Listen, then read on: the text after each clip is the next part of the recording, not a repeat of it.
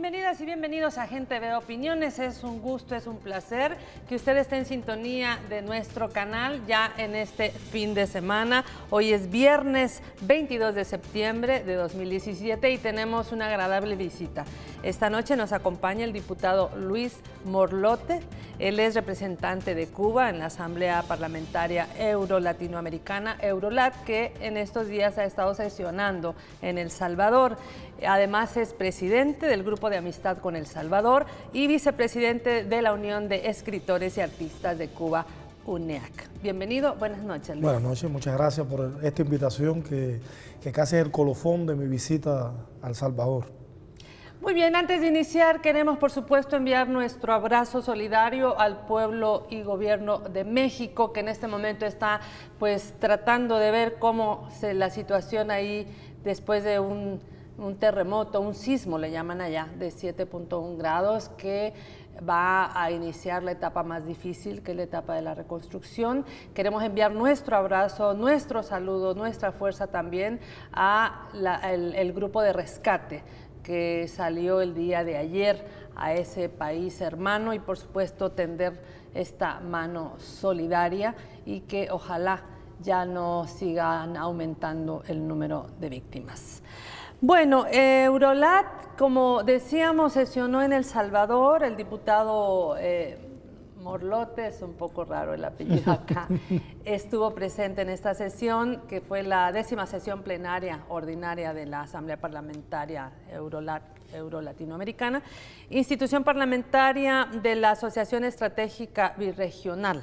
Quisiéramos conocer cómo se desarrollan las jornadas aquí, cuáles fueron los principales puntos de interés que abordaron y cómo se sintieron en El Salvador. Bueno, son preguntas todas importantes. Primero yo creo que fue para nosotros una bellísima idea de la representación salvadoreña Eurolat, el proponer que fuera esta nación la sede de la reunión ordinaria que se hace una vez al año. Como decía usted en la presentación, María Teresa, es un mecanismo de integración parlamentaria que, si bien es un mecanismo cuyas resoluciones no son vinculantes, sí es un mecanismo que propone a los parlamentos de cada uno de nuestros países y hace propuestas, por supuesto, a los gobiernos nacionales sobre determinados temas que tienen que ver con la realidad de nuestros pueblos. Eurolat tiene la costumbre de hacer sus 2 reuniones al año, son 2 encuentros que se hacen, uno en un país de Europa y uno en un país latinoamericano, y El Salvador, que fue una propuesta, por cierto, muy debatida en la reunión de Florencia, que fue la reunión anterior en mayo, porque algunos parlamentarios de signo muy de derecha argumentaba que no debía ser esta nación porque no había seguridad, porque podría haber problemas con la seguridad de los diputados, cosa que unánimemente fue rechazada, primero por el bloque latinoamericano todo, y luego por algunos diputados también de la Izquierda Unida y otros partidos que integran la Unión Europea, y luego el tiempo nos dio la razón.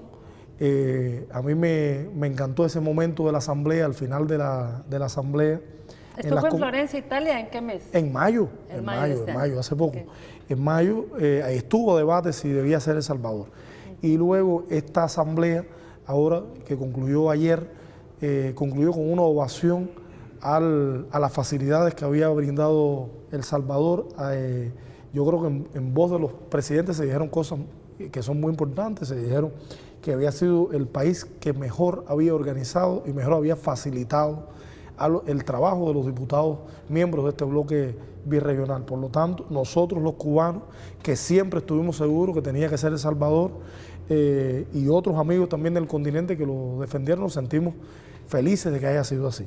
Y en cuanto a los temas que se trataron en esta reunión, son temas que están a tono también con la discusión, con el debate que ahora mismo hay en el mundo de problemáticas que nos afectan a todos los países. Por ejemplo, se discutió con mucha fuerza sobre el tema de la violencia, se estuvo discutiendo con con mucha fuerza. Todos estos temas que se trajeron habían sido presentados al trabajo de comisiones en Florencia. En el caso de la comisión nuestra de asuntos políticos, se discutió, se presentó una resolución sobre el tema de las armas pequeñas y ligeras y los daños que podían hacer o que hacen habitualmente a nuestras sociedades. Se discutió sobre el tema de la violencia contra la mujer y la violencia de género en nuestros países. Se discutió en el caso de la Comisión de Migraciones sobre el tema de los inmigrantes, que no es un fenómeno solo latinoamericano, es un fenómeno mundial, y en el caso de Europa a ellos les preocupa mucho lo que está pasando. Es decir, fue un abanico de temas muy amplio. A mí me parece también importante particularizar quizás en dos sesiones de trabajo que, aunque son paralelas a Eurolat, significan un aporte importante, una contribución de El Salvador a esta reunión puntualmente, que fue la sesión del foro de la Comisión de la Mujer, en el cual yo le tengo que confesar que diputadas salvadoreñas han sido protagonistas, voceras también, abanderadas de estos debates y de llevar el tema a los parlamentarios. Y aquí hubo un foro ejemplar de la mujer y hubo un foro ejemplar también importante, útil, a partir de los temas que se discutieron sobre la sociedad civil. Sí, del aporte que puede hacer la sociedad civil a la democracia, al ejercicio del gobierno que hacen nuestros diputados de manera cotidiana. Son dos elementos que me gustaría señalar. Y lo otro que yo creo que esta reunión permitió un consenso en cuanto a definir una ruta de trabajo en temas que se habrán discutido en la próxima reunión, que por cierto vuelve a ser Latinoamérica sede, por acuerdo de la Asamblea, Panamá.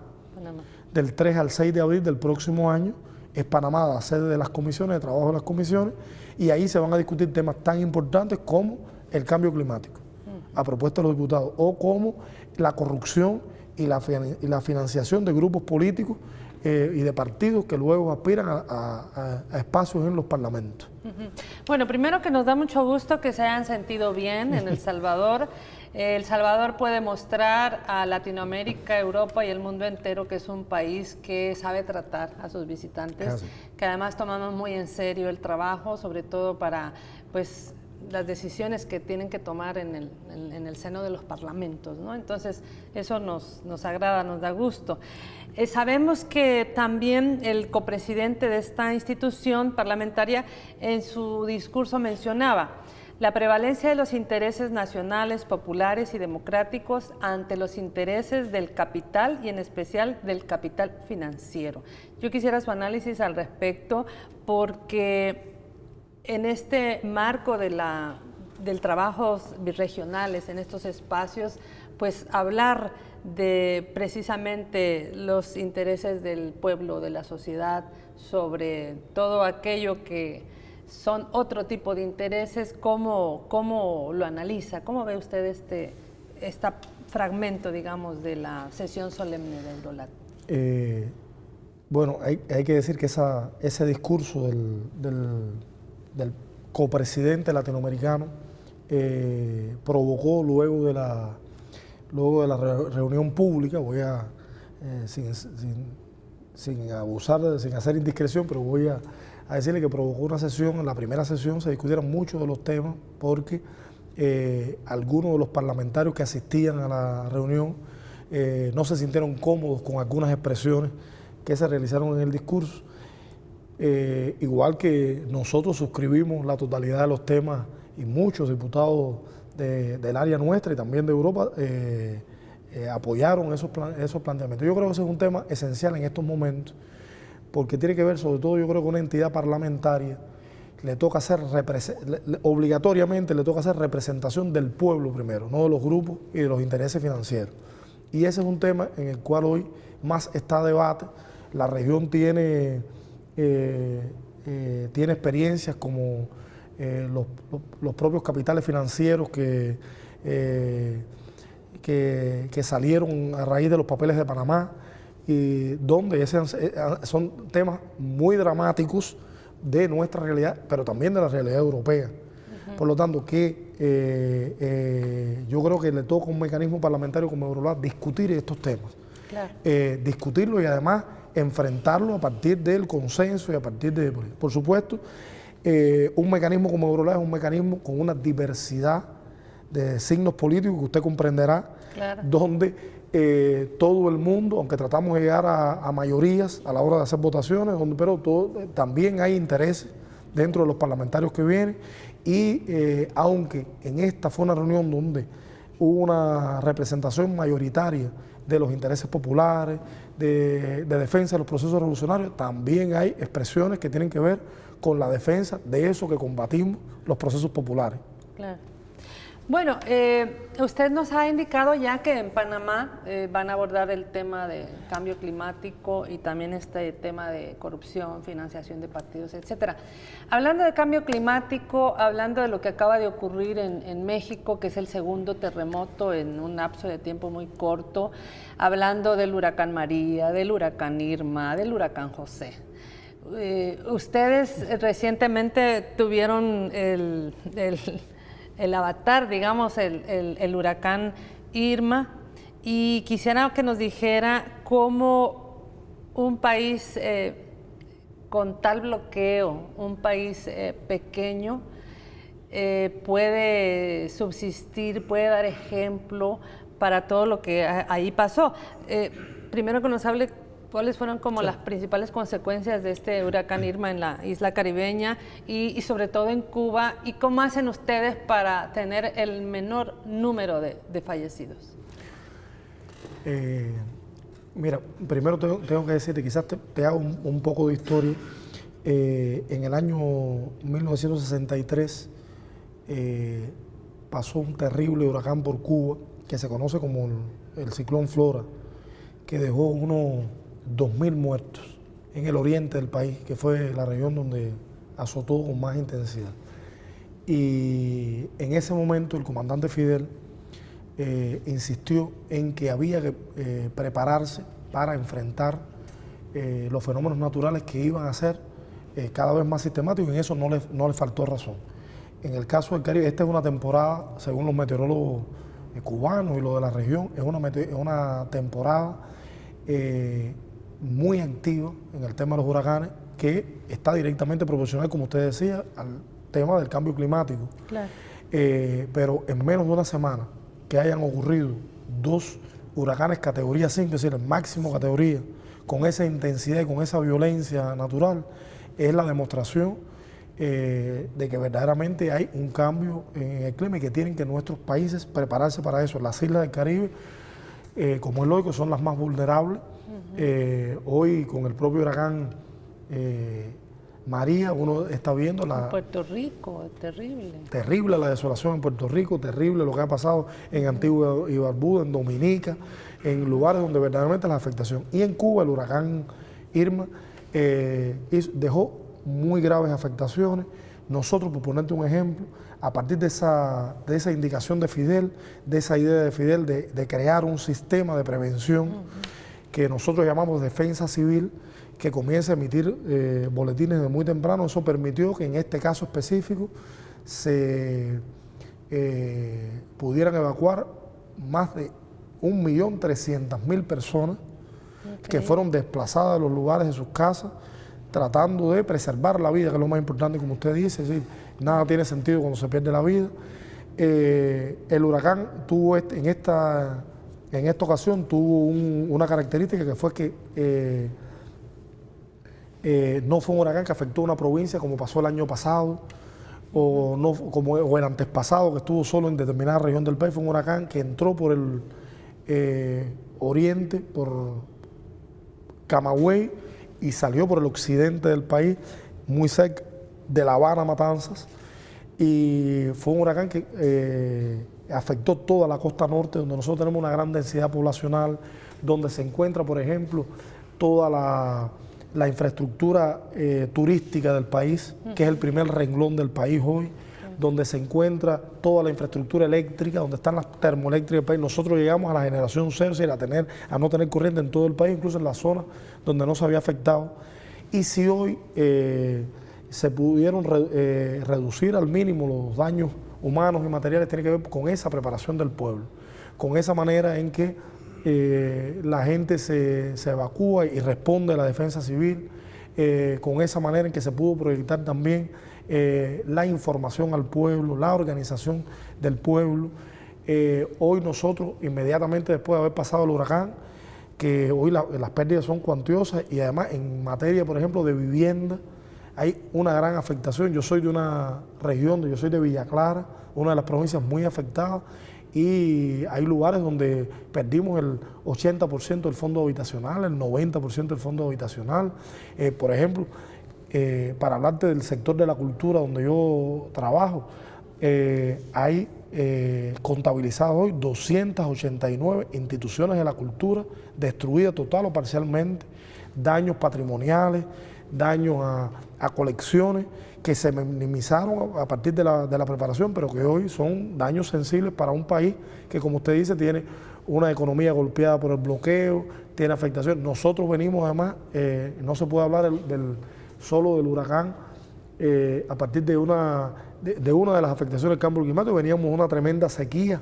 Claro. Había provincias donde de estas mismas que golpeó el huracán no tenían agua, donde había afectaciones en la agricultura, y ahora vino un huracán y desplazó. Verdaderamente, yo estoy viendo que están poniendo imágenes ahí, me doy cuenta que fue arrasador la experiencia, con la voluntad que tiene el pueblo cubano y bajo la conducción del gobierno y del partido, logramos iniciar un proceso de recuperación. Yo le decía a algunos amigos que me preguntaban, porque han sido muy solidarios los salvadoreños, y quiero agradecerlo, han estado muy atentos a la realidad cubana, a cómo pueden ayudar, a cómo pueden contribuir. Yo lo he agradecido en nombre del pueblo cubano. Pero es que El Salvador es lo menos que puede hacer. No. Cuando el huracán Mitch, en el año 98, si no mal recuerdo, bueno, el comandante Fidel le dio a El Salvador, Centroamérica y Latinoamérica no solamente cobijo, sino formación. Claro. Ahí empezó la formación de los médicos y médicas. Entonces, yo creo que es además, durante el conflicto armado también recibieron a los lisiados y lisiadas de guerra. O sea que El Salvador no puede quedarse atrás.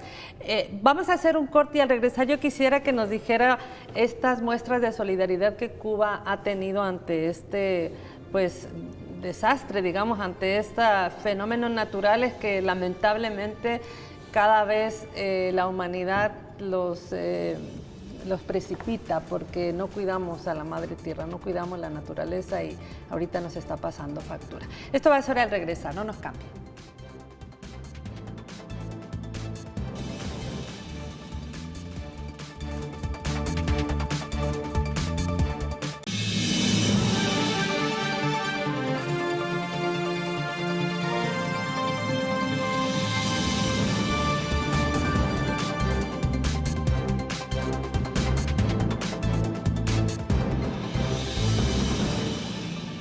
Bueno, comenzamos con el diputado Luis Morlote. Él es diputado de la Asamblea Parlamentaria Eurolat y también es presidente del Grupo de Amistad con El Salvador y vicepresidente de la UNIAC, la Unión de Escritores y Artistas de Cuba.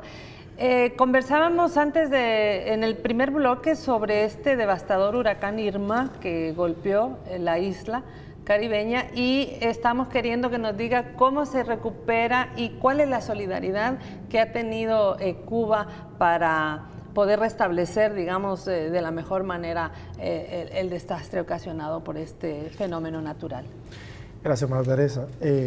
Yo te decía antes de la pausa que la preparación de la que hablábamos del pueblo cubano para enfrentar las contingencias permitió, por ejemplo, que a 48 horas de haber empezado el proceso de recuperación se iniciara, por ejemplo, las escuelas. La mayoría de las escuelas del país iniciaron.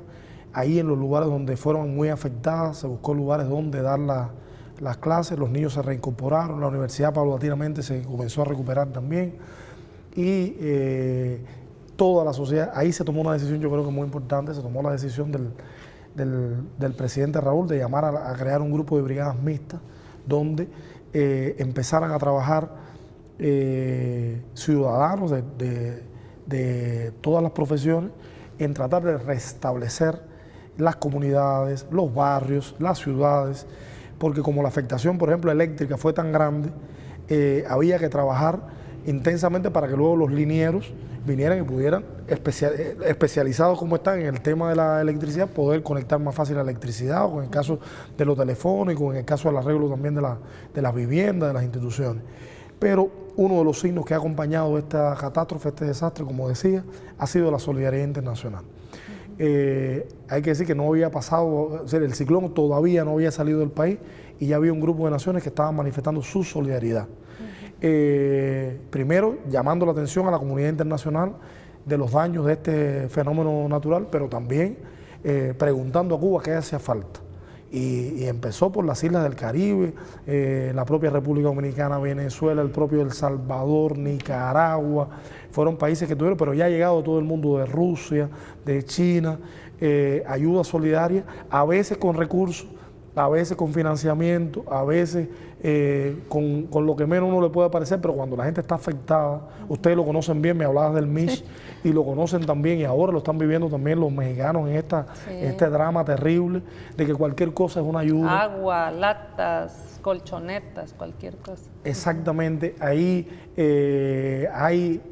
uno a veces habla se refiere a cifras macro, ¿no? Habla de la generalidad, de cuántas pérdidas, de cuántos daños materiales, pero hay que pensar que detrás de esos daños materiales hay familias, hay personas individuales, a veces lo que tú le puedes restablecer no restaña el dolor ese que tiene porque perdió o las fotos familiares, o los recuerdos de la familia, o aquello o la mascota, y entonces en ese sentido la solidaridad internacional expresada, como se ha ido expresando, le da a uno una tranquilidad porque también siente que no está solo y que esos amigos con los cuales uno ha trabajado cuando han tenido alguna afectación están ahí a veces, aunque uno no lo siente, y se expresan en estos momentos.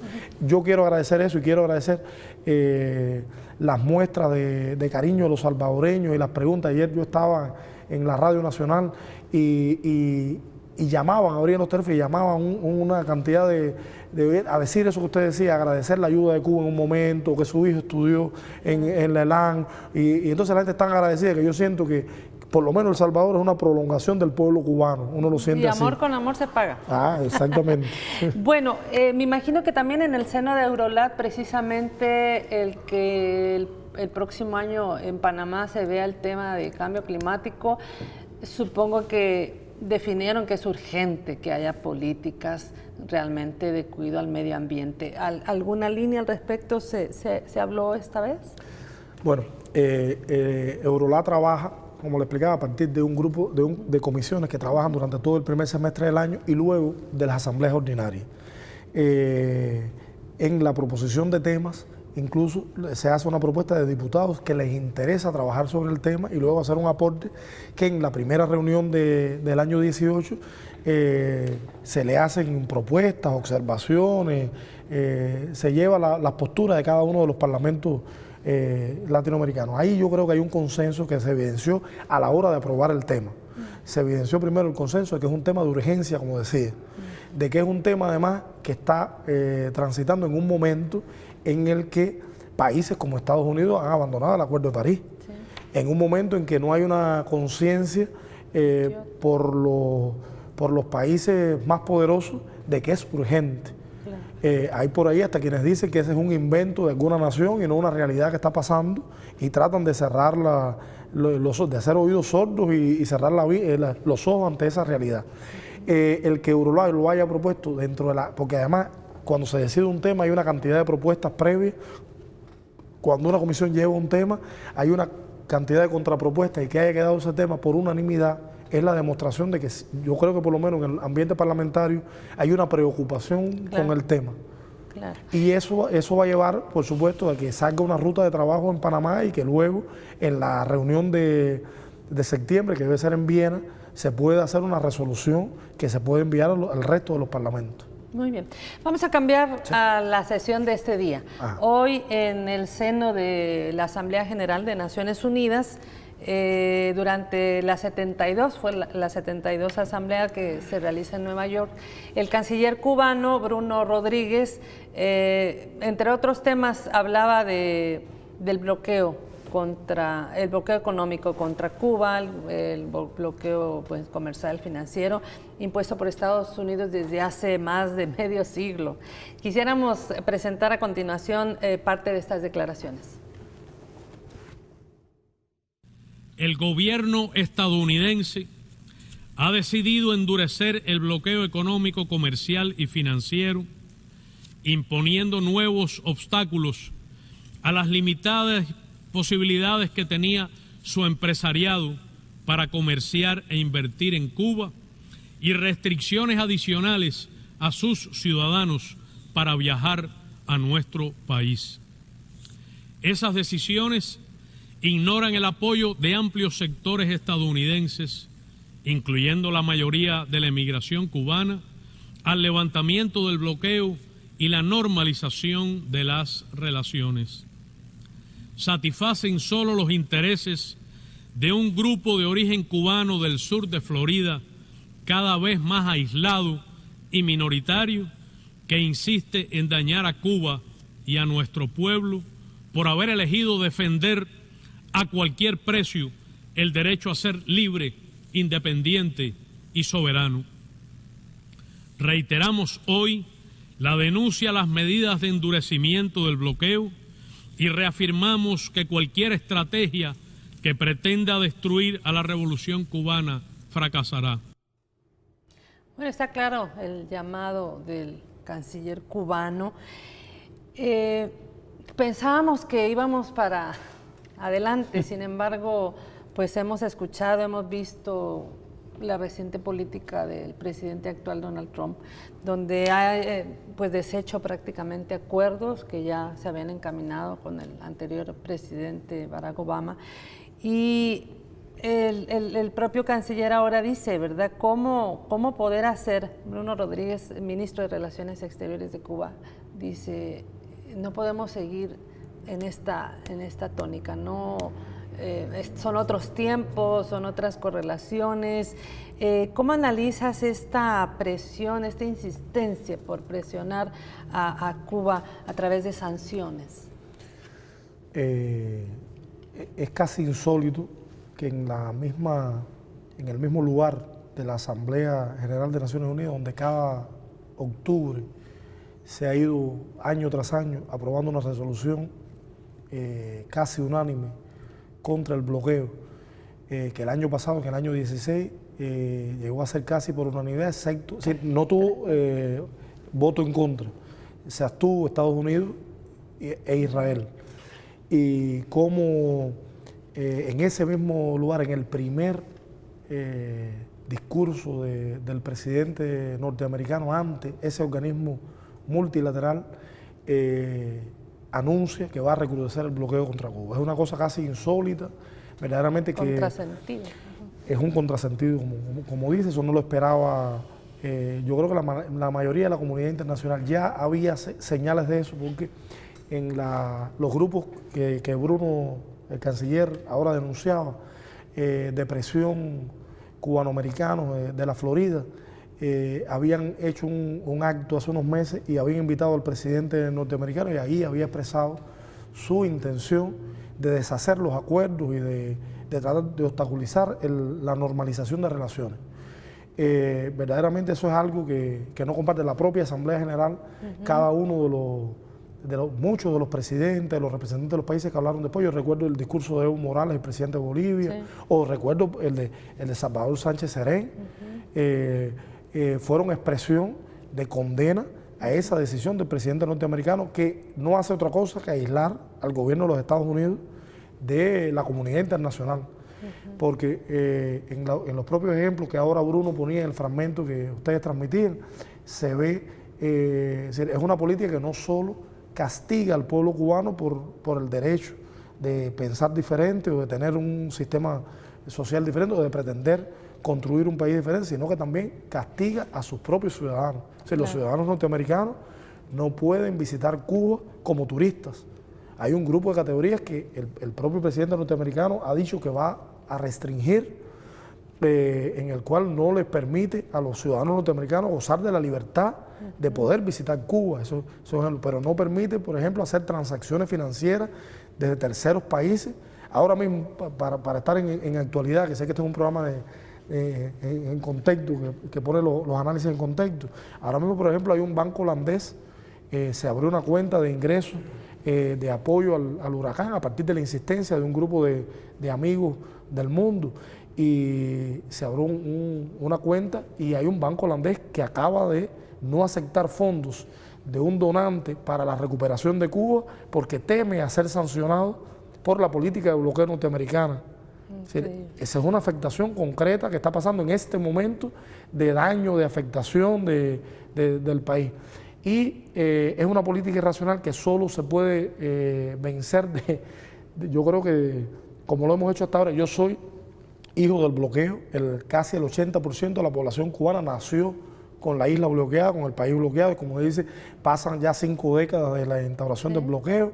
Nosotros no conocimos una sociedad de normalidad, nosotros no conocimos una sociedad donde haya un intercambio comercial, donde haya un intercambio financiero, donde no sean perseguidas las transacciones de Cuba. Yo con algunos amigos hablaba y ponía el ejemplo, el bloqueo llega a la locura demencial de impedir, por ejemplo, que un barco, y eso lo vimos durante décadas, que fuera a Cuba, después no podía tocar en 6 meses ningún barco de esa compañía a puerto norteamericano. Y así hemos vivido, yo creo que hemos sobrevivido por dos. Y prohibido viajar. Aquí antes de tener relaciones diplomáticas con Cuba no se podía viajar porque además había dictadura, entonces era muy peligroso para la persona. Ajá. Sí, exactamente. Y eso, si hemos resistido por 2 cosas. Una, por ese pueblo cubano que describías cuando empezaba el diálogo, por la resistencia del pueblo cubano, por el derecho a defender su libertad, su autodeterminación, y lo otro, por la solidaridad internacional. Si era nosotros, aun cuando el presidente norteamericano hace un discurso diciendo que va a recear el bloqueo, las muestras de cariño, de solidaridad, de presencia en los foros internacionales, de invitaciones a Cuba, de respaldo a Cuba. Ponerte un ejemplo, el año 2016 y el 17 ha sido un año, por ejemplo, de muchas visitas de delegaciones internacionales, parlamentarias, gubernamentales, que han visitado Cuba, la propia participación de Cuba en el proceso de paz de Colombia, por ejemplo, en el escenario internacional, el papel de Cuba en el escenario internacional, en los foros. Ahora Cuba acaba de firmar el acuerdo de desarme nuclear contra la proliferación de armas nucleares en la Asamblea General.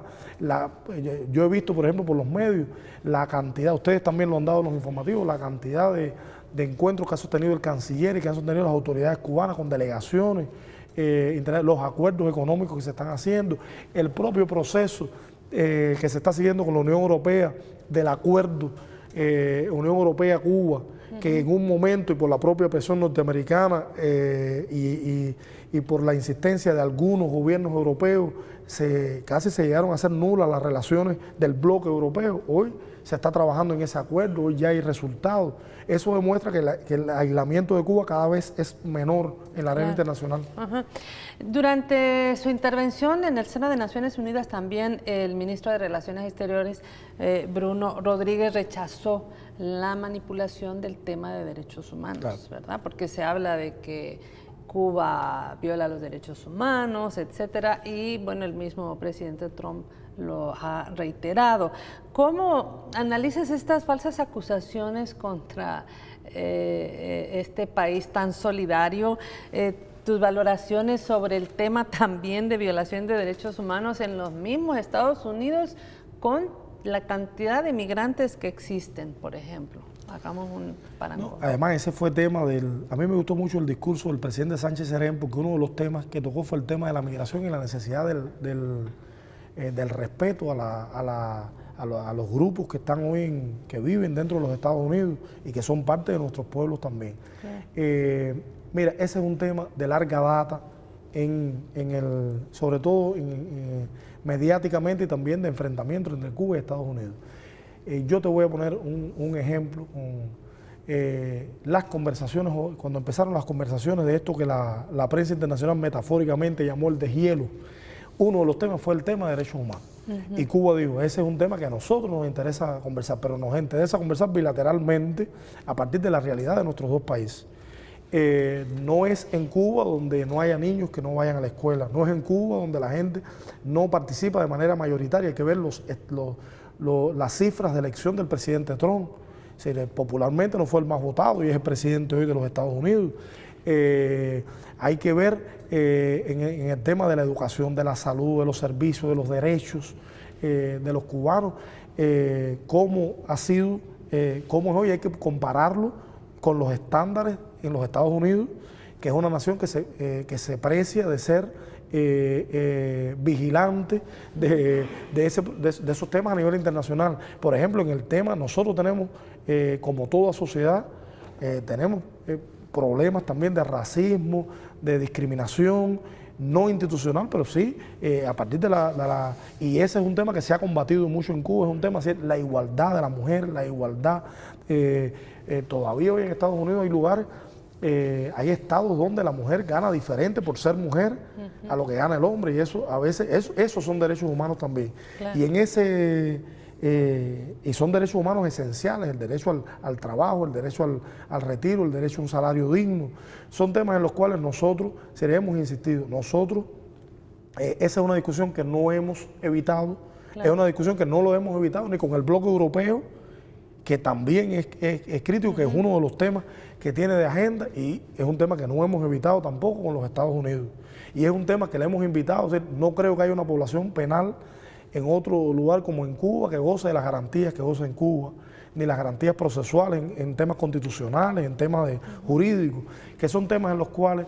y culturales, hombre, ustedes claro, tienen una cultura envidiable. No, y el derecho, mira, yo creo que la cultura primero pasa por el derecho a la educación. Claro. El primer ejercicio de cultura pública masiva, la primera acción cultural en Cuba, fue una acción profundamente educativa, que fue la campaña de alfabetización. Sí. Aquello que dijo Fidel, no le decimos al pueblo cree, le decimos lee. Sí, la idea de lo que necesitamos es que la gente se informe y saque sus propias conclusiones, claro, como dice un comentarista. Personas informadas son personas no manipuladas. Tengo que irme a la pausa. Ya regresamos, también hay avances. Queremos saber cómo va Cuba ahora en esta nueva época. Ya regresamos.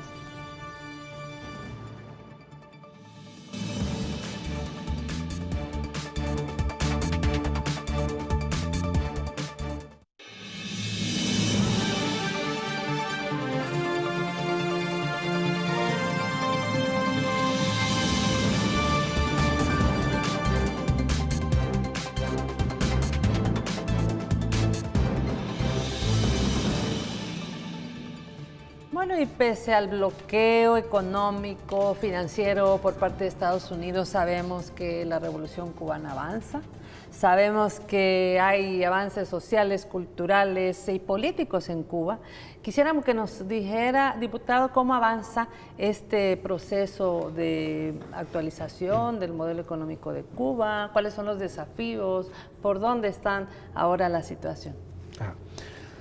Bueno, este año precisamente yo voy a aprovechar la experiencia parlamentaria para quizás hablarte desde el Parlamento y hablarte de la sociedad toda. Este año, en el mes de junio, se realizó una sesión extraordinaria de la Asamblea Nacional, donde todos los diputados discutimos un grupo de documentos que de alguna manera significan la ruta económica, social y política que va a seguir el país en los próximos años. Son documentos que se habían propuesto, se discutieron con la población y que se llevaron al Congreso del partido. A partir de ahí, por supuesto, para convertir algunos de esos documentos y algunas de esas áreas de trabajo en prioridades, era necesario que el Parlamento las discutiera y quisiera su aporte. Y nosotros en el mes de junio discutimos esos documentos. Algunos son conocidos internacionalmente, que tienen que ver con lineamientos de trabajo de la política del Partido de la Revolución y del Estado cubano. Otros tienen que ver con planes económicos y de desarrollo de la sociedad. Hay un documento específicamente que habla de un periodo de tiempo corto, de los 5 años, un periodo relativamente corto, pero hay un documento que habla de una proyección de nación, de país, hasta el 2030, donde hay temas, por ejemplo, como el tema de la natalidad. O sea, nosotros tenemos un fenómeno en Cuba que la esperanza de vida, a partir de los propios logros de la salud y de la educación de la población, es tan alta que está sobre los 80 años, 82 en el caso de la mujer. Los hombres, claro, los hombres siempre somos más débiles, estamos sobre los 79 años, nos llevan ventaja en eso.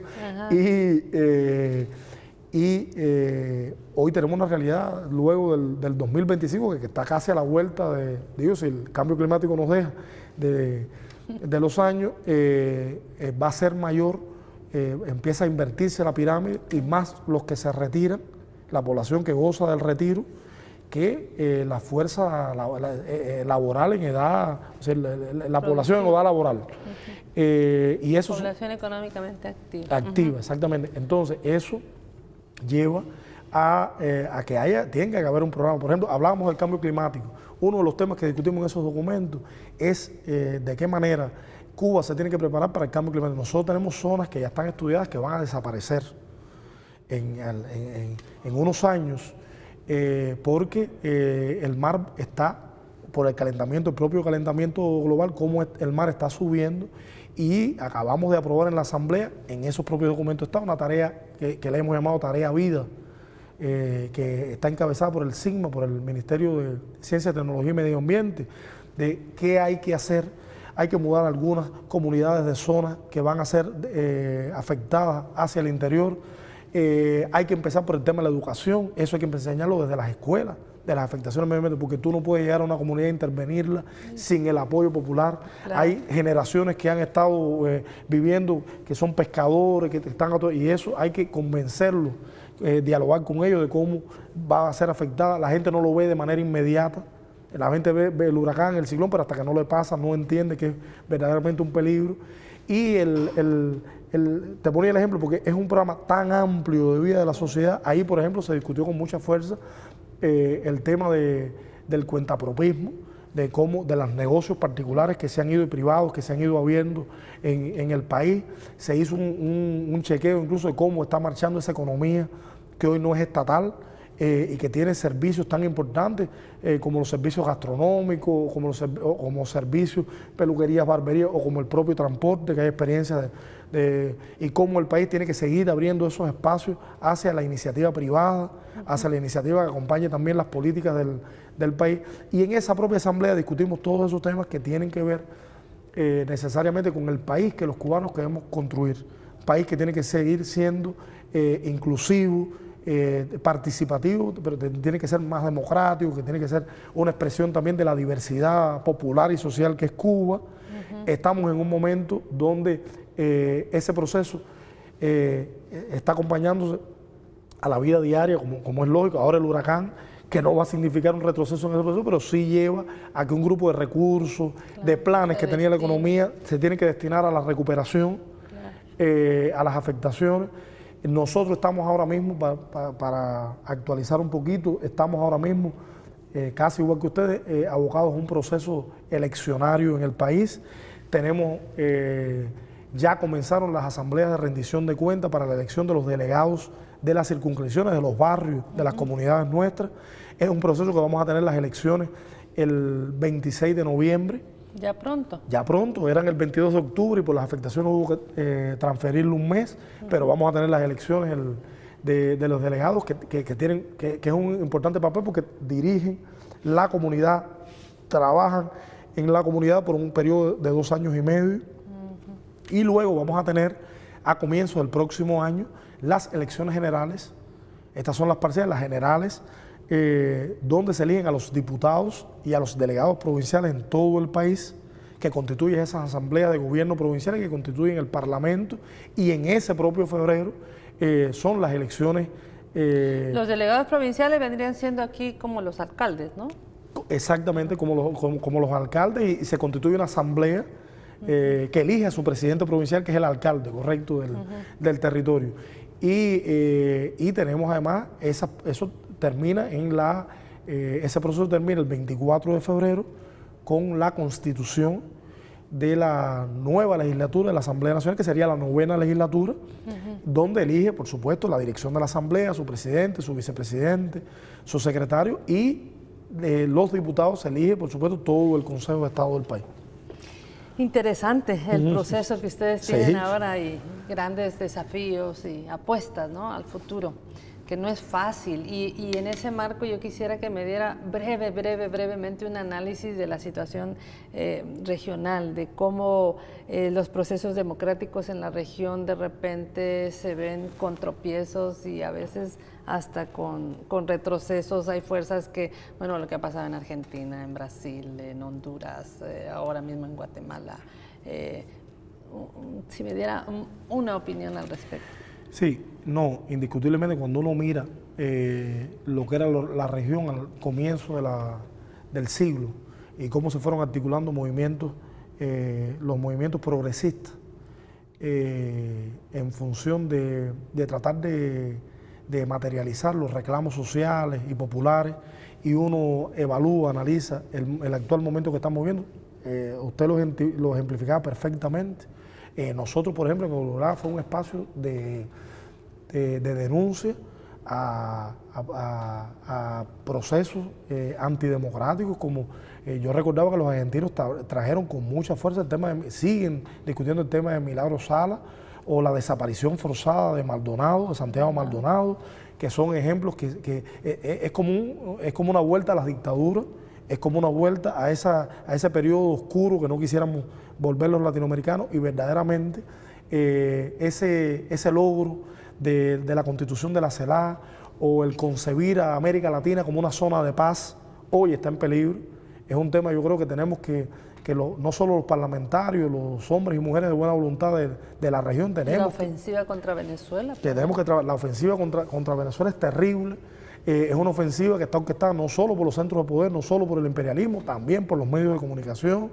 Es algo que además tiene la complicidad de espacios parlamentarios como es el Parlamento Europeo, que se ha prestado hace apenas una semana a hacer una resolución contra el gobierno de Venezuela, pero no solo contra el gobierno, contra el pueblo, porque si ese pueblo eligió democráticamente, voluntariamente, la creación de una asamblea constituyente, tú no puedes acusar al gobierno de decidir de algo que decidió 8 millones de personas, por ejemplo. Claro. Son temas en los cuales estamos realmente, yo creo que hay que denunciarlo en todos los foros. Te voy a adelantar algo que no se ha dicho públicamente, pero los parlamentarios uruguayos del Frente Amplio están preparando para el mes de noviembre un encuentro de parlamentarios contra el neoliberalismo, con la idea de ver si nos unimos. Estamos tan desunidos, y lo que quiere precisamente el imperialismo y la fuerza de derecha es que nos desunamos, y yo creo que ahora hay que estar unidos como nunca. ¿Y eso cuándo lo...? Debe ser en el mes de noviembre, sobre mediados de noviembre. El Frente Amplio y diputados del Frente Amplio están convocando un encuentro que yo creo que debemos los latinoamericanos asistir, porque yo creo que es un fenómeno no solo para analizar, sino también para plantear acciones continentales. Cuba es un referente de resistencia, de solidaridad, de cooperativismo. ¿Cómo usted me podría decir que han logrado eso? Yo creo, con algo que usted decía antes, con la educación del pueblo, y yo creo que con la participación del pueblo. Es decir, no puede haber un proceso, es decir, los que a veces en el propio diálogo, en la propia interacción, en la propia retórica de los enemigos, se habla mucho de que es un pueblo sometido, de que es un pueblo obligado, de que es un pueblo oprimido. Esa es la retórica que uno ve. Yo agradezco mucho siempre cuando defienden a Cuba, porque digo, con todo el barraje informativo, con todo el barraje mediático, más bien desinformativo sobre la realidad cubana, ser amigo de Cuba o pertenecer a un grupo de solidaridad o defenderla es un acto de heroicidad en el mundo actual. Eso hay que decirlo. Pero yo creo que, la unidad del pueblo. Se ha logrado. Yo creo que la conducción de la revolución, Fidel, Raúl, la generación histórica logró que hubiese una conducción muy acertada a partir de escuchar lo que la gente decía. La propia creación del sistema de poder popular que yo represento es una demostración de la necesidad de participar. Todo se hace. Hay un gran escritor cubano, Cintio Vitier, que decía que la característica de Cuba era que era un parlamento en una trinchera. Es decir, es resguardándonos de toda la agresividad que puede haber de los enemigos, pero discutiendo todo lo que se hace. Y yo creo que algo que me preguntan mucho los amigos, y los enemigos también lo dicen, que tiene que ver con haber preparado a las generaciones sucesivas. Porque yo creo que de las líneas de mensaje que el enemigo preparó siempre es que con la muerte, con la desaparición de la generación histórica, desaparecía el proceso revolucionario cubano. Y hoy, en los propios dirigentes del partido cubano, en los propios dirigentes del Poder Popular, uno ve una generación joven que está llegando, que está participando, que está codo a codo, que respeta y que tiene ideas de continuar profundizando en ese proceso popular. Ya terminamos porque no tenemos más tiempo, pero quiero que me recuerde una joven jazzista que canta precioso, que hemos visto ahí cubana, por supuesto. Bueno, hay varias. Está Arny Garcés, hay muchos jazzistas en Cuba, pero ¿cómo es la jazzista? Una chica cubana, delgadita, pelo largo, jovencita. Luna Manzanares. Luna Manzanares. Luna Manzanares. Muy bien. Bueno, gracias, diputado. Lástima que no pudimos ya hablar de cultura y eso lo lamento mucho. Pero bueno, será en una próxima. Ojalá que regrese pronto y aquí en Gente TV vamos a hablar solo de cultura. Correcto. Bueno. Gracias, muchas gracias. Muchísimas gracias por su sintonía. Esta entrevista se retransmite el lunes a las 7 de la mañana y a las 7 de la noche le invitamos a una nueva. Feliz fin de semana.